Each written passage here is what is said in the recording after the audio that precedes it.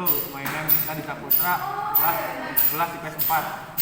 The process of rain. The process of rain is the natural phenomenon that from the connection of the water on earth in simple way the Teks of rain process described the process of the water transmigration from can river, lake, and other water broadcast to the atmosphere and then back to the land. The rain process starts from the head of the sun, which makes the water surface from the sea, river, and lake spread to the air and the high temperature because of the sun.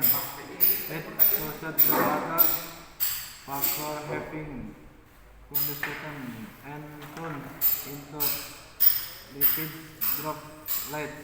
The liquid droplets getting heavy by the high temperature and then it turns into clouds. With the help from the wind, the cloud can move to other places.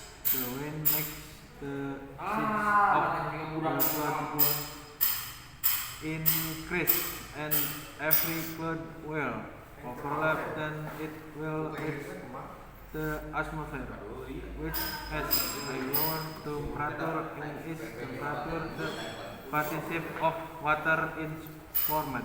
Finally, when the wind cannot resist the weight of the cloud with its filled with water will through its process called precipitation.